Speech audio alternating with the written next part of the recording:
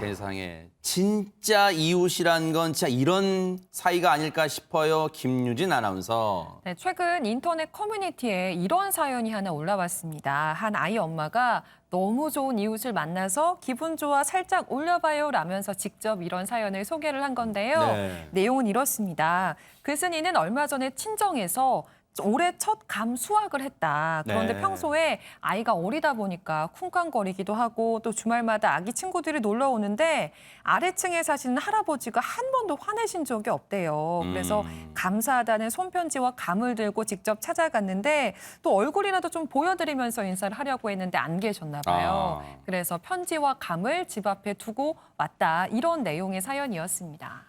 일단 여기까지만 들어도 훈훈해요. 왜냐하면 아이들 쿵쾅거린 걸 정말로 대수롭지 않게 생각하시는 부모들이 종종 있어요. 대부분 그렇지는 않지만요. 그런데 세상에 이분은 아이가 쿵쾅거리니까 죄송한 마음에 아래층에 아이와 함께 그 수확했던 감을 들고 갔잖아요. 근데 여기까지만 해도 훈훈한데 그 손편지의 내용은 뭐였을까요? 허주연 변호사님. 그 손편지도 참 따뜻하고 반듯해요, 내용이. 어떤 내용이냐면 이 아이가 한동안 아파서 병원에 입원을 해 있었대요. 병실에 갇혀 있다가 퇴원하고 집에 오니까 얼마나 신이 나겠어요. 그래서 주말마다 친구들이 놀러 와서 뛰고 놀고 했다고 합니다. 그런데도 이 아랫집 할아버지가 한 번도 올라온 적도 없으시고요. 오히려 이렇게 복도에서 마주치면 죄송해요 하면 애들이 다 그러면서 크는 거 아니겠냐 하면서 더 덕담을 해주셨다는 거예요. 그래서 그런 부분에 대해서 너무 감동을 받았다 이렇게 얘기를 하면서 좋은 주민분들을 만나서 아이가 씩씩하고 또 바르게 클 수 있어서 너무 감사합니다. 올해 첫 수확한 감인데요. 맛있게 드셔주세요. 이런 내용을 썼다고 합니다. 세상에. 저렇게 참 이 선한 마음씨를 가진 엄마를 보면서 그 아이에게 참 좋은 교육이 될 것 같아요. 오인성 교수님. 네, 사실 이제 저런 엄마가 이제 자기 아이들에게는 그냥 솔선수범해서 가정교육을 시키고 있다. 그러네요, 이제 진짜. 이렇게 봅니다. 네. 사실 이제 저 두 사람 간의 관계가 한 지금 뭐 얘기를 보니까 한 2년 정도 이상 이렇게 지속이 된 것 같아요. 그리고 뭐 애들이 다 그런 게 아니겠느냐. 그리고 이제 위층 아이 엄마가 평소에도 제가 이제 그 개인적으로 볼 때는 아마 노인네를 보고 좀 이렇게 뭐 인사도 잘 하고 좀 이렇게 아주 살갑게 잘 대했던 네. 것 같아요. 이게 사람이라는 게 인간관계라는 게 이제 가는 것이 있고 오는 것이 있는 것인데요. 근데 이제 어떤 것이 있었냐면 저 엄마의 편지에 대해서 바로 이 할아버지가 또 답장을 했다라고 그래요? 합니다. 어허. 그래서 이제 이 글쓴이가 외출을 하고 다시 돌아오니까 거기에 집 앞에 이 할아버지가 쓴 손편지 그리고 이제 비닐봉지가 있었는데요. 네. 그 내용을 이제 손편지를 이렇게 딱 보니까 네.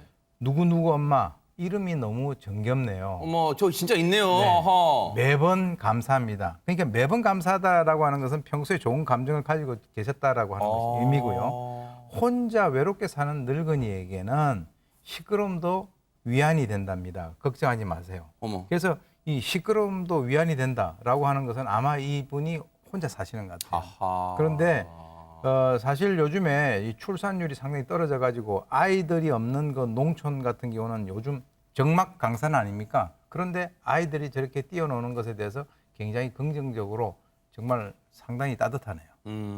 아니 저는 저 표현 보고 순간 지금 먹먹했습니다. 진짜로. 어떻게 저런 표현을 생각할 수 있을까요?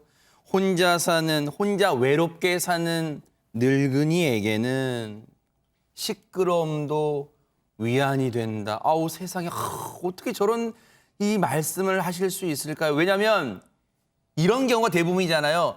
그 아이 교육 좀 똑바로 시켜요. 뭐 이런 반응이 일반적일 거라고 생각하는데 그런 게 아니었단 말이에요. 그런데 손편지와 함께 비닐봉지가 놓여 있었다 그랬잖아요. 하재근 평론가님 거의 뭐가 들어있었습니까 그러면? 빵이 한가득 들어있었다고 합니다. 어허. 그 안에 들어있는 빵이 뭐 샌드위치, 소시지 빵, 뭐 앙버터 이런 빵들이 들어있었다고 하는데 이 아이 엄마가 뭐라고 썼냐면 이 빵을 보니까 요즘 젊은 사람들이 좋아할 만한 것들로 가득 들어있었다.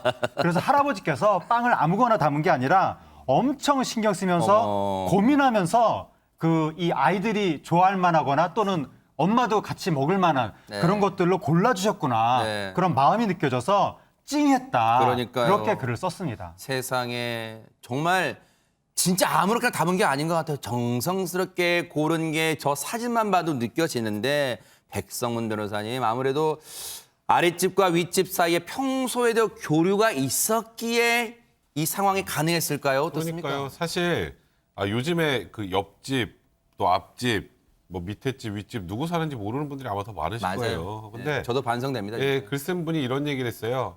난 정말 이웃 복이 많은 것 같다. 이렇게 할아버지들 또 삼촌들 이모들 이렇게 보면서 인사하고 먹을 것도 나눠 먹고 또 아이 안부도 묻고 굉장히 나는 운이 좋은 사람이라고 얘기를 하셨는데 저는 이 글 쓰신 분께서 이렇게 행동을 했기 때문에 좋은 이웃 주민들을 만드신 것 같아요. 맞아요. 저는 그런 생각 많이 들고 네. 그러니까 이분이 저 할아버지에게 그 감하고 그 편지 보냈던 거 제가 꼭 말씀드리고 싶은 게 이렇게 층간소음 문제가 발생할 때 이렇게 하면 안 싸워요.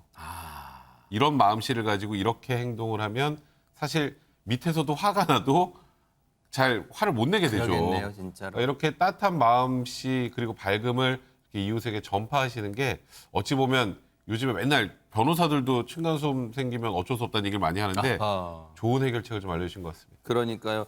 참 모처럼 훈훈한 사연에 많은 분들 또 시청자분들도 지금 흐뭇해지셨을 것 같아요. 김유진 아나운서. 맞습니다. 시청자 여러분뿐만이 아니고 네티즌들의 반응도 비슷했습니다. 네. 누리꾼들은 두 분 모두 너무 인성이 훌륭하신 것 같다라고 네. 이야기를 한 한편에 이런 일이 요즘 정말 흔치 않은데 이런 게 진정한 이웃 아니겠냐라는 반응을 보였고요. 네. 또 갑자기 눈가가 촉촉해진다라는 그러네요. 반응을 맞아요. 보인 분도 있었습니다.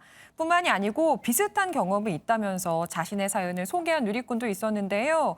누리꾼은 예전 집의 아래층에 노부부가 사셨는데 같은 말씀을 하셨다. 아. 이런 상황이다 보니까 아이도 아랫집에 내려가면 할머니, 할아버지랑 한참을 떠들다 올라오곤 어머. 했다면서 훈훈함을 더하기도 했습니다. 진짜로 오윤성 교수님 사실은 그동안 뉴스파이터가 이 층간소음으로 인한 이웃 갈등 심지어는 흉악한 범죄로 이어진 그런 사건만 전해드리다가 이런 훈훈한 사연 전해드리니까 참 좋습니다, 기분이. 정말 오랜만입니다. 주로 이제 층간소음하면 제가 주로 이제 그 전해드렸는데 네, 뭐 보복소음, 맞아요. 뭐 폭행, 욕설, 그리고 고소 또는 뭐 방화, 심지어는 살인까지 이어지는 그런 살벌한 그 소식을 전해드리다가 오랜만에 이 소식을 전해드리니까 이 소식을 전해들은 모든 시청자분들 포함해서 행복 그 바이러스에 지금 전파가 되는 것 같은 그런 그러니까요. 느낌을 해봅니다. 정말 바이러스 중에서는 정말 널리 퍼져도 좋을 만한 그런 게 바로 행복 바이러스잖아요, 정말로. 그리고 차지해요. 이 사연 주신 분요. 이 아랫집에 계신 어르신이 아마 혼자 사시는 것 같잖아요. 그러니까 이 바쁘시겠지만 일주일에 한 번쯤은 그냥 잘 계시는지, 잘 지내시는지 또 이렇게 초인종도 한번 눌러보는 것도 좋을 것 같다 이런 생각을 해봅니다. 훈훈한 사연 너무너무 감사합니다.